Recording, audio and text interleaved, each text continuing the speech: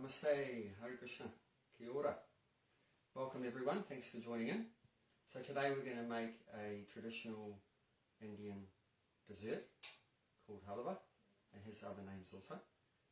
And it's been made famous around the world, a lot to do with Hare Krishna, people going out and catering and feeding the hungry masses. So they've popularised Halava all around the world. So now we're going to show you how to make it. So we can come over to the stove and have a look.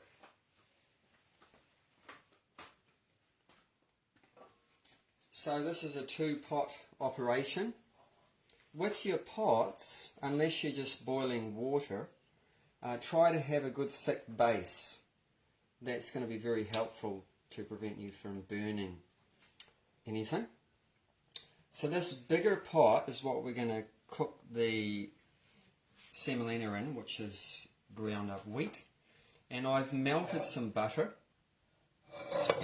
So we'll talk more about some details, but I'll just start you off with the very beginning of the process, and we'll go into details more later. So I'll put that on the heat to warm up a bit. And the other pot, the smaller pot, I just put water in it. So we're going to make a syrup. So one pot you're cooking the grains, another pot you're doing a syrup. So at the moment it's just got water. So it's starting to boil now. So when it's melted, it doesn't have to be super hot, but you just normally melt the butter first, then you put the semolina. That's what it looks like. It doesn't look like much, but it's just coarsely ground up wheat. Just like your wheat flour, but not as fine as flour. It's just coarsely ground wheat. We'll talk more about this in a little while. So we're just going to put the semolina into the butter. Now I've given you the amounts, the quantities, in the post I sent out a few days ago, so I'm not going to go over all that right now. So you can check that out for quantities. So then you stir it. So it's all mixed together, the butter and the semolina. Handy for this operation is a flat spoon, whether it's wood or metal or whatever. If you don't have one, it's not a big deal, you can just use a round spoon. But it just helps to make sure you get to the bottom when you're stirring. And I'll just let you know, stirring means don't fluff around on the top of whatever's in the pot, but you've actually got to get right to the bottom and make sure it doesn't burn. It's not going to burn instantly anyway, but we're just mixing. But later on it may burn. This can easily, the semolina can start burning. So this operation you do like on a medium heat. Medium. Not super low, not super hot, just sort of medium heat. And the syrup one, that can be quite hot. Bring it to the boil. So now that's going to start cooking. The semolina will move over to the sweetener. So what's this? I'm familiar with this one, that's sugar, but what's that? So that's jaggery. We'll look more about the spelling and what it is later on. That's jaggery, boiled down sugarcane juice, also known as gore. So it's very healthy. And it has different flavours, more than just a sweetener, it has particular flavours which we'll discuss. So now I'm going to put that in, and I need another spoon.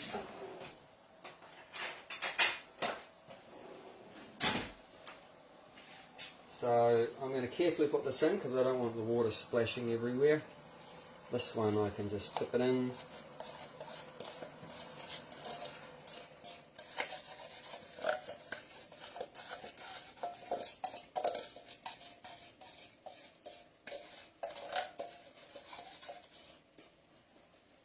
Once again, the jaggery, because it's real thick and sticky, it may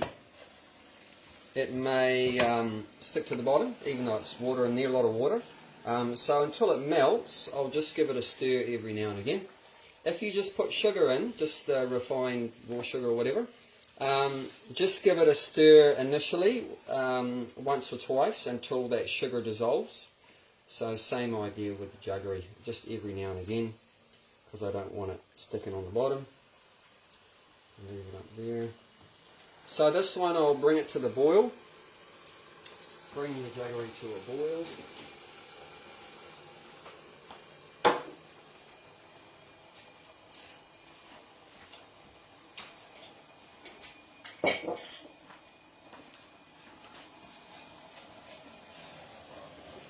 So check out what it looks like, the consistency and everything. In the beginning, this is what it is. It's very pale, sort of like creamy, light yellow sort of thing.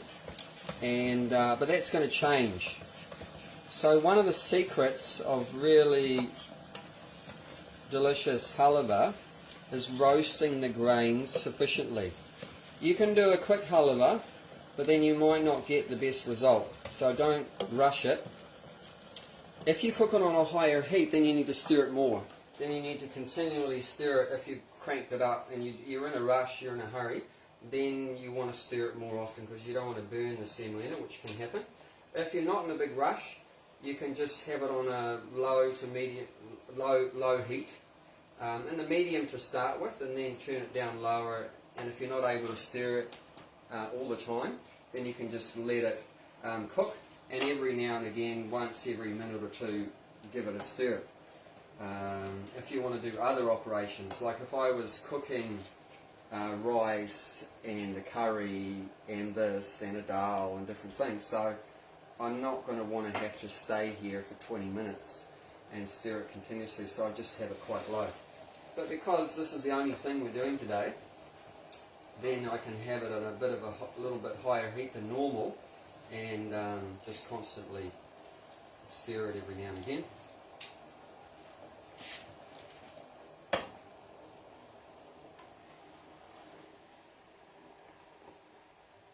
And also I thought that feel free, I should mention, to feel free to ask questions or make comments during the cooking class. And my wife Jayanti, who's holding the camera, she can let me know if you have any questions or comments. And also at the end, then if you want to say anything, feel free, and I'm happy to have a talk about it.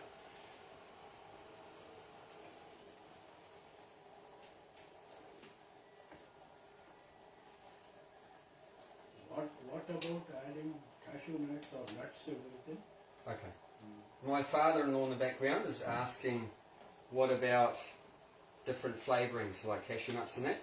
Yes, so you can have just a basic halava, just this, butter, semolina, some kind of sweetener, a syrup, and that's it.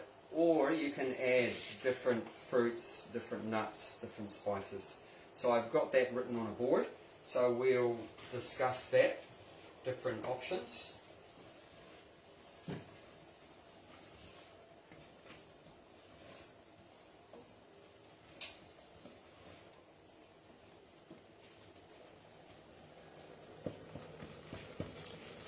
And with the butter, there is flexibility. You can put less. Some people are concerned about fat, too much fat or whatever.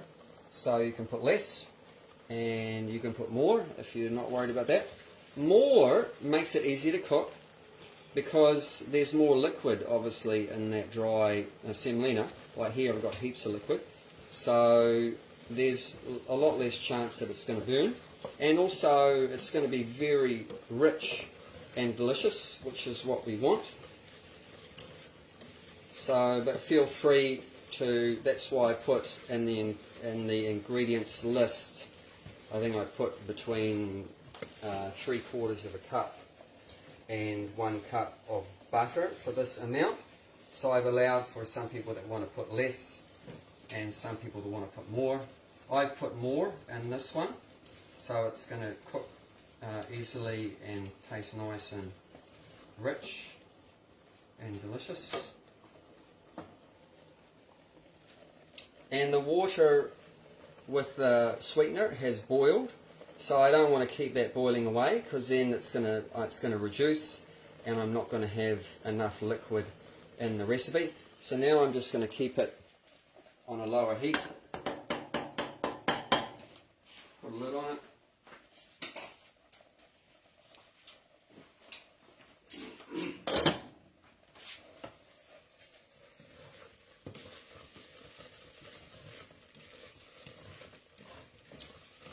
So while this is doing its thing, we'll just go over to our board where I've written up some things, and we can have a little look in between me stirring.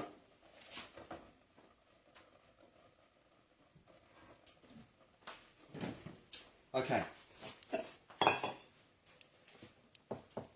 Oh. This is difficult for me. It's not coming. Okay. One thing we can do now while I remember. Let's go back here.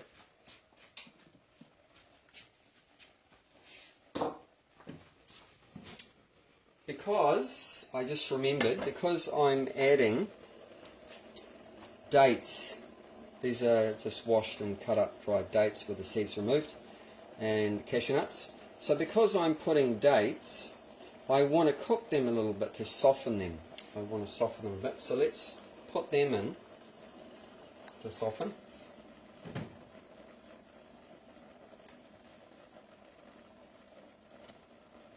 I have a friend that had a restaurant in America, and he made 108 different kinds of halava. So that gives you an idea about the varieties possible. And that's just by these basic ingredients, butter, semolina and sugar, with different flavorings. Like he put pineapple in one, he put cashew nuts in another one, mango in one, like that. So just by adding different flavourings, he created different ones. He often put coconut. He found that coconut was very good, so that could be desiccated coconut or ground up fresh coconut or whatever like that. So, yeah, there's lots of options. So if you're going to add some hard fruit like apple or pears, same story. You put the apple or pears in the syrup, let it soften up a bit. If you add soft fruits, no need to put in there because it's just going to go to mush. But if you're putting any hard fruits, you can let them cook in the syrup for a little bit. And also, if you're going to add nuts, if they're raw, then you can, when the semolina is about halfway through, which it probably is now, when it's about half, say it's on average, 20 minutes to cook, say, 20 minutes, so maybe after you've cooked it by itself for 10 minutes, then if you've got any raw cashew nuts or almonds or walnuts is quite a common one, and that's very nice, so you could put them and let them roast in the butter with the semolina.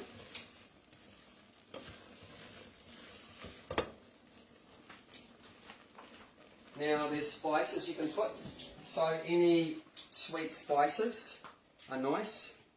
Cinnamon, cardamon, cloves even, saffron. I don't normally put so many things in the halava at one time. Normally this recipe would be just dates or put in a little bit of ginger. But this time, just to show you what you can add, I'm going to put more things in. This is the ginger that goes well with the halava, believe it or not.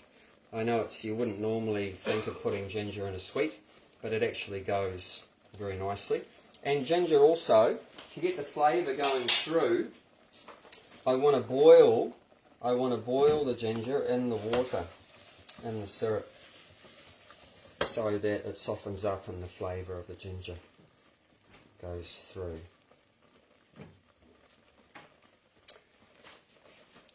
So spices, check that out, saffron.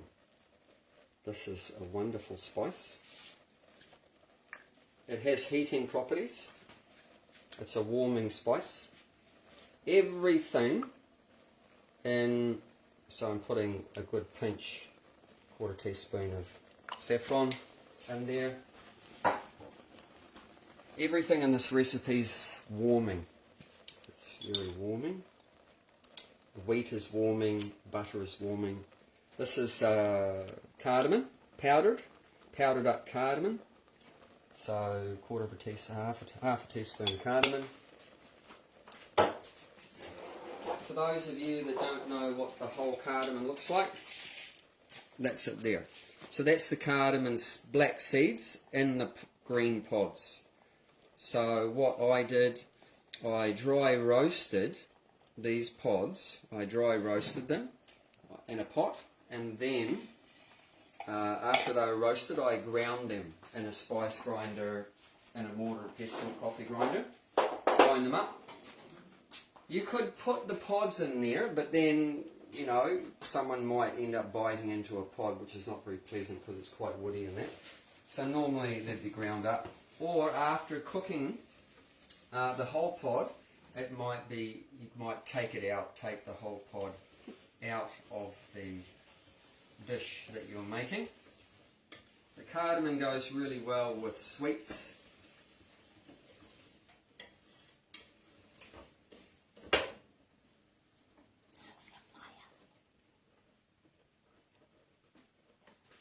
Check the fire, it's all good. Okay, let's go over to our whiteboard and talk a few things while this is cooking. That on lower heat. Just simmer, let the syrup just simmer away. Put the lid on.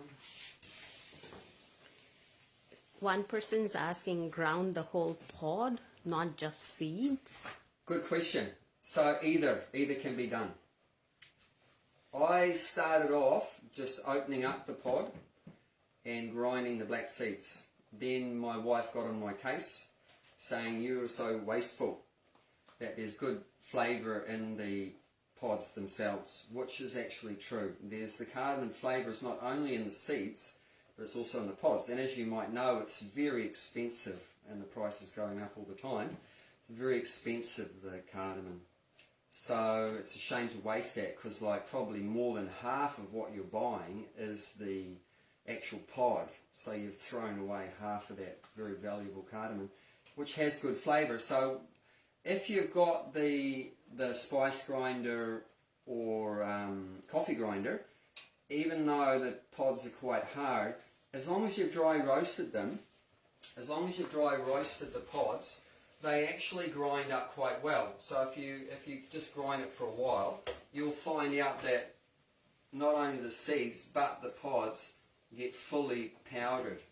So feel free to do that. If you don't want to, you can just grind the seeds, no problem. You can buy just already ground up cardamom powder from the shop. However, as soon as you grind anything, any whole spice, as soon as you grind it, the flavours and good properties start to get lost.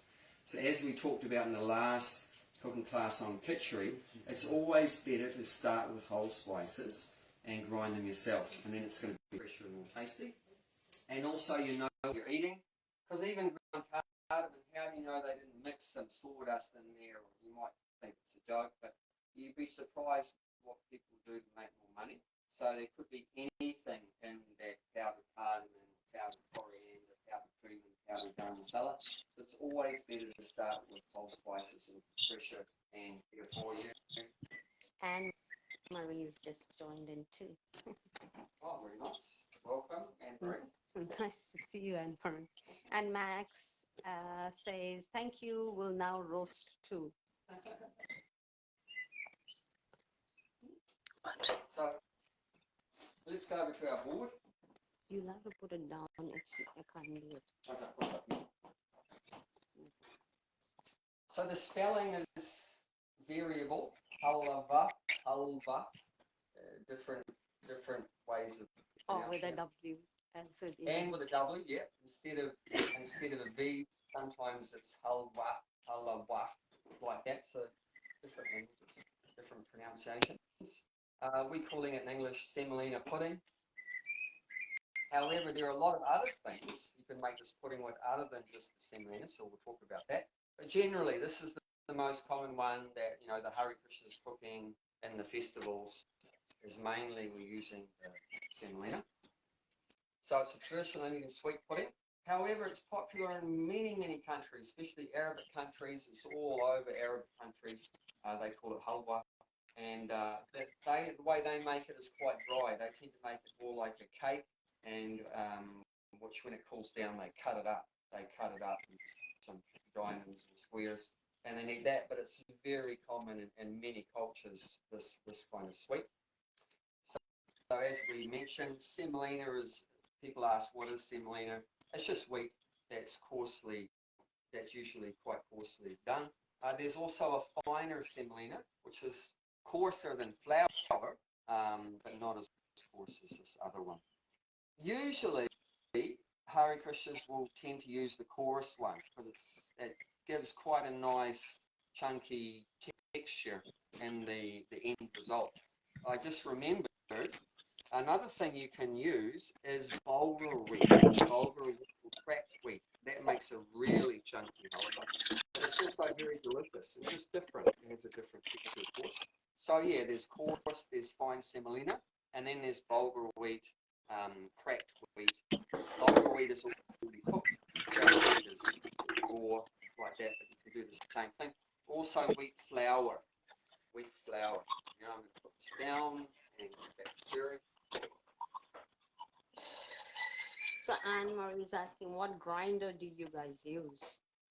I presume, Anne-Marie, you mean for grinding the spices She's talking about grinding the semolina. or grinding the semolina?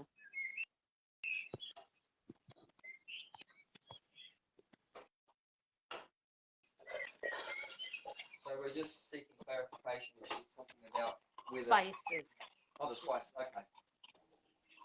So we've had many different ones. This one just sticks on the top of a food processor. Normally spice grinders are quite small, and this one just goes on the top. It just goes on there. But you can get them from Noel Leemings usually, or depends on which country, into Kmart, Briscoes. Yeah, Briscoes definitely have, and normally they only, and they call them coffee grinders also. So sometimes they call it coffee grinder and spice grinder. Otherwise, there's the good old manual method, mortar and pestle, size. Now you'll notice if you look at this, it's starting to change colour. And if you're in the room, which you're not, but if you're in the room, you would notice a smell coming, a fragrance. So how do you know how long to cook it for? When the fragrance starts to come and it changes from that pale colour to like a golden brown colour. If it goes black, you've gone too far. Don't make it go black. Don't burn it. But this is golden brown colour. It's very good. So we're going to stop there, and we'll show you how we're going to combine it.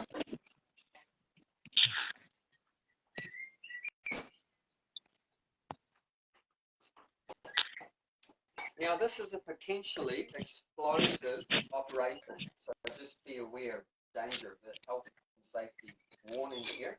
So don't put your head over it when you pour the syrup. We're going to pour the syrup into the hot grains. So hot syrup, hot grains, and as you know, fat and water don't mix very well, so it's quite an explosive operation. So just pour it in slowly. Don't pour it in from up here and have it splash everywhere. Just pour it, and don't dump it all in at once. So just pour it in slowly. If you're fearful that it's going to be too explosive, then take the semolina away from the heat so it cools down a little bit, and take the boiling syrup off the heat. If it's not too hot, then you can just leave it on the heat, no problem. Let's have a look. There might be a bit of steam. If you've got an extractor fan, we don't have that, then you can put on your extractor fan to take some of the heat. I'm just going to put a little bit in to see how hot it is. But you know, there's quite a lot. There's a lot of steam there and a lot of bubbling going on. If you dump the whole lot in, and I know from experience because I did it before, then if you put the whole lot in, what happens, it can flow right up and over the side and be everywhere. So don't do that. Just pour a little bit. And like I say, if you want, you can take it away from the heat a bit if you feel it's too hot. But this is supposed to happen.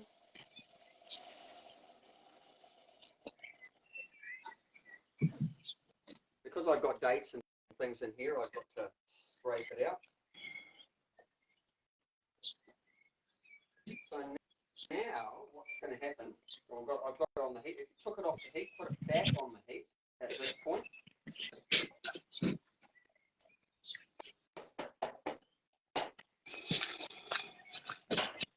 And stir it.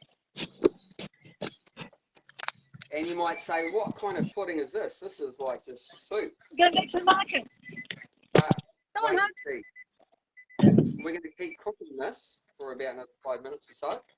And you'll see that even though now it looks like a soup, but within 5 minutes or so, the semolina is going to absorb. It's going to absorb the moisture. Now I'm going to show you something that you won't see in any recipe book. I've never seen in any recipe book. Wait. You put a pinch of salt. But if your butter already has salt, you still need to. The question was, my wife asked, if the butter has salt, salted butter, then do you still add salt? And I would. And you might think it's unusual to put salt in a sweet, but actually it's not. If you think about it like cake recipes, it actually brings out the flavour of the wheat and other ingredients that makes it more flavourful. Already it's thickening up. And it looks like sort of Rotorua hot pools are sort of bubbling away a bit. There'll be little bubbles coming up from the bottom. And quite often it's recommended to look for, when it pulls away from the side of the pot, that's when it's cooked. That's one way of doing it. Just keep the lid off and stirring it. Another way of doing it, which is the way I usually do it, is put the lid on it and on a lower heat to keep the moisture in there so it doesn't escape, and just let the water get absorbed. Let the water get absorbed by the segment. And you'll see what that looks like in minutes, and then just have to remember to take it off the heat in a few minutes. So about 5 minutes or so on average after you've added the water. You can cook it very low this time. You're not going to stir it. This operation, when you put the lid on, just leave it. And taking the lid off, it's going to lose water. Just leave it very low heat to absorb. So that's nearly finished. So now we can get back to our pork. Okay, where are we up to? Okay, so yeah, different grades of semolina, fine, and then you can, like I said, you can also do it with flour. If you do it with flour, if you can't find semolina, I'll give you an idea where to get it from. Coarse, you can definitely get from Indian shops, any Indian shops. Fine one is quite common in supermarkets. And supermarkets will have the fine one at least. Sometimes they might have coarse, but definitely they usually have fine. In the West, most people use fine semolina, but in Indian cultures, they mainly use the coarse. But if you can't find either of those or whatever, or for just a different variation, you can use flour. In that case, with the flour, you definitely need quite a bit of butter. Otherwise, it can easily, the flour burns very easily, of course, so you need a very small amount of butter. But that's also a very nice element.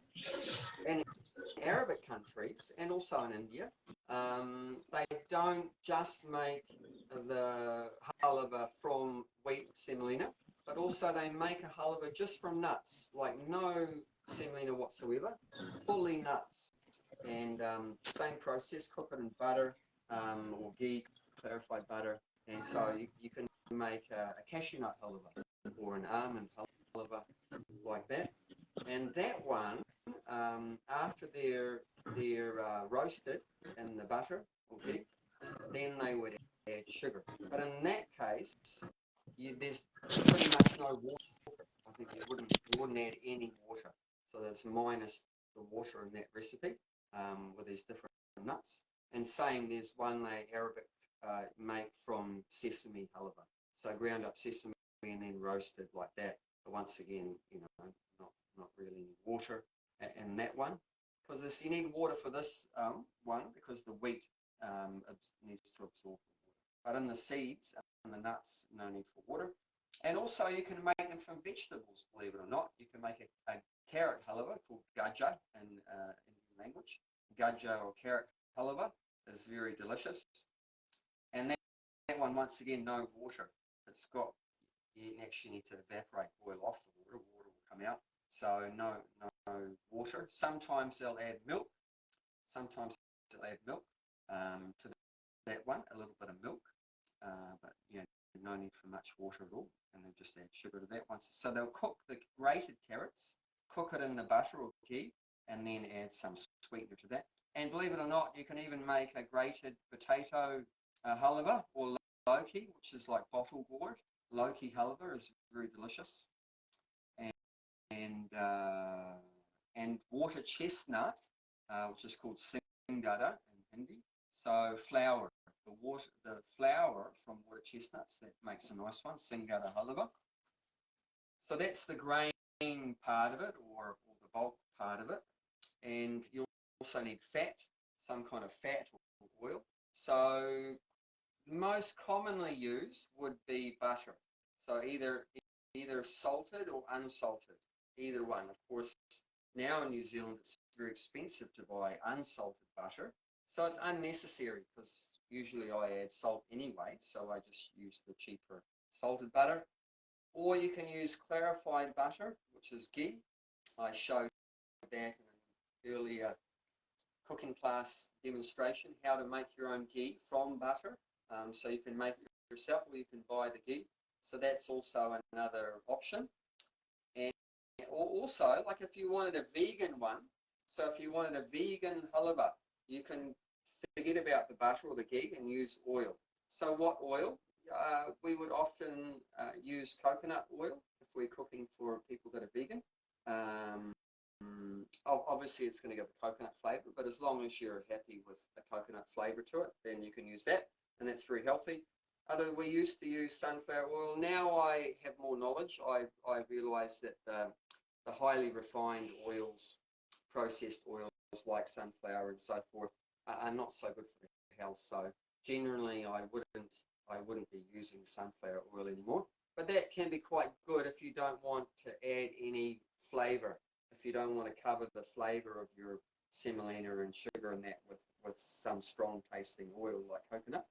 Then if you want one that doesn't have any flavour, then the sunflower one would often be used. But yeah, the butter is traditional, it's very yummy. So there's a few options there. And for a sweetener, that's the other thing you need. So either raw sugar, white sugar, jaggery or gore, that's very healthy. So all that is boiled down sugarcane juice. Boiled down sugarcane juice. So it's got all the minerals in it from the sugarcane, that in the refined sugar, that's all removed. So it's got calcium, phosphorus, potassium, magnesium, iodine, you name it, like 70 plus things in it. Very good. It's like medicine. So it gives a sweet flavor. Plus it also has its own flavors. So it's more than just sugary. It has different flavors to it. So that's why, just to show you, I didn't put fully jaggery. I put like 3/4 jaggery and 1/4 sugar because it can be a bit too overpowering, possibly for some people, just to have 100% jaggery because there's quite a lot in the recipe. So you can also do half or whatever like that, or whatever, fully sugar or fully jaggery. It's up to you. I just wanted to show you what that's like. So that's an option there. And there's other sweeteners you can get these days. You can get palm sugar, date sugar, so many things like that. Honey, what about honey? Generally, and according to Ayurveda, the health knowledge from India, generally you don't use honey in any cooking where high temperature, where there's a high temperature. So honey would be best to put, where you're not heating it up, like in a salad dressing or something like that, or whatever, not heating it very much. Or you're drinking a herbal tea or whatever when it's cooled down a bit.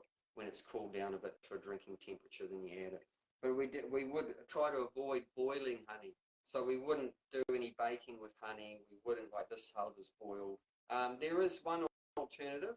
You could cook the halava, and instead of a sugar syrup, just water, pour the hot water in and cook it down as usual. And then when the halava cools down, to just, warm, then pour in some honey. And you put less honey than what it would be for sugar, because it's more sweeter than sugar. So that's one. Have you tried that? Yeah, I've tried that. My wife asked me, have I tried that?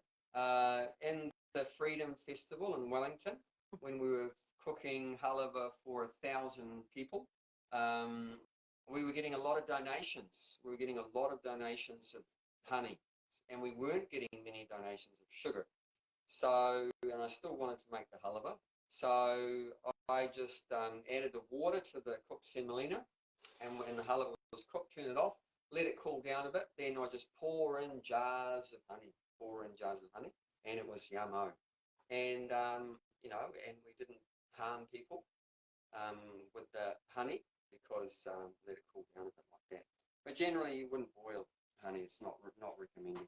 It becomes toxic. So all these ingredients, the wheat, the fat, the butter and so forth, the sugar, in this case we put dates and ginger and saffron. They're all heating.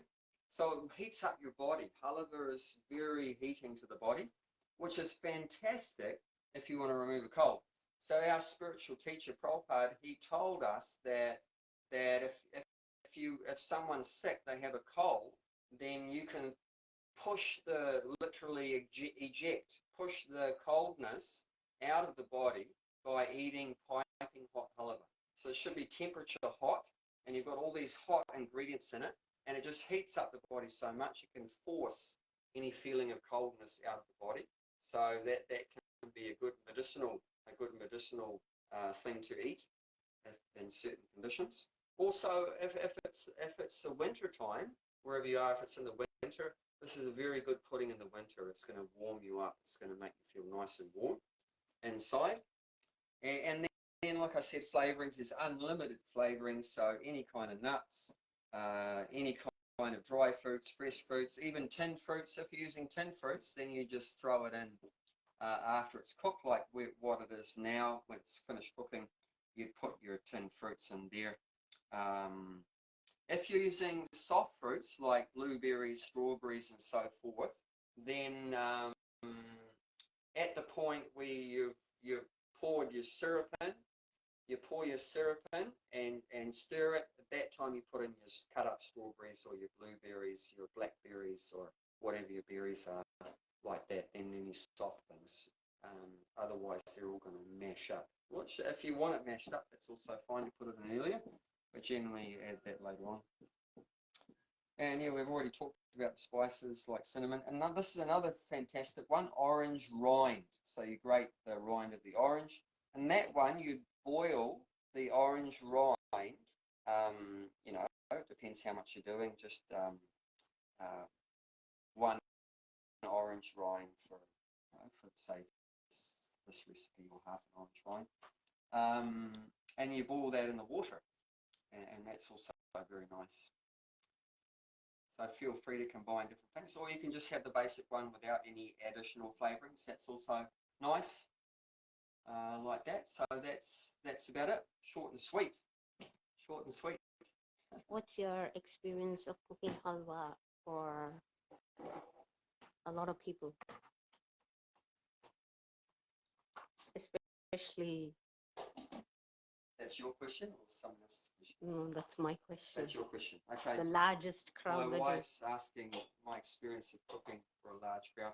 Yeah, halava is a fantastic dessert for bulk cooking.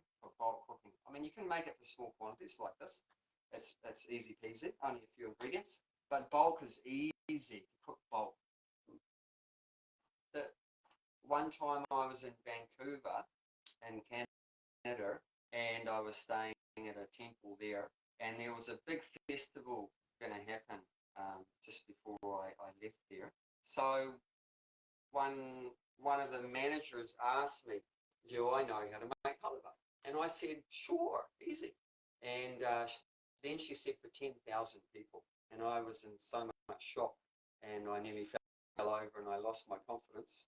And then I sort of stammered, I can try. I'd never done anywhere near that amount before. So, yeah, we used 200 kilograms of semolina. 200, that's 10, 20 kg bags of semolina. And pots that you could live in the pot, massive, huge pots with like oars for a spoon, like a big oar. And we spent about 5 or 6 hours making a few batches of that halava, and it just happened to be blueberry season, and Vancouver is like must be the blueberry capital of the world. It's perfect growing conditions for blueberries, acidic peat soil and everything like that. So I asked them to get me blueberries, and I just poured like buckets of blueberries in it. And the leader of that festival came to me afterwards and said that's the best halava they've had since they began the festival like 30 years ago.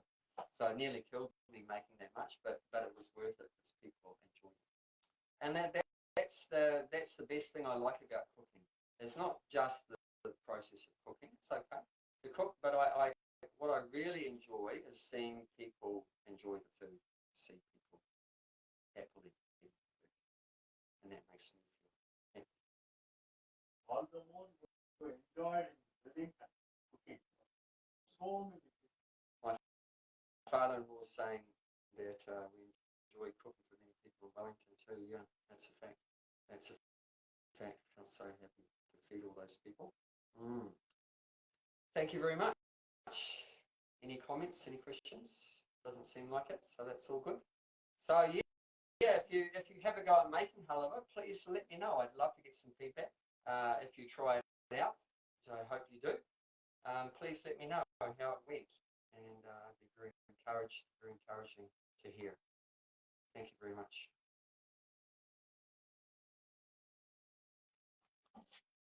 Thank you for your comments.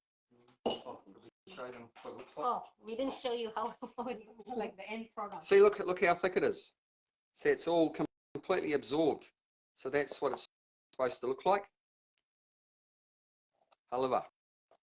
And what I forgot to say is that some people like a drier halava and some people like a wetter halava. So you can change your water ratio. I'll give you an idea. It's very easy to remember. Whatever quantity you're dealing with. 1 part semolina. 1 part sugar. 1 part sugar. It's a bit less than little bit less than 1 part butter, and 2 parts water if you want a dry one, or 3 parts water if you want a wet one. So if you had one cup semolina, 1 cup sugar, a bit less than 1 cup butter, and 3 cups water if you want it wet, or 2 if you want it dry. And this is actually really good, believe it or not, an ice cream scoop for serving halava. Then you dig it in there and you plonk it on your plate, and it comes out nice dome shape. So that's a good way to serve halava in a very presentable, very nice presentable way. Those are just some last thoughts on halava. Thank you.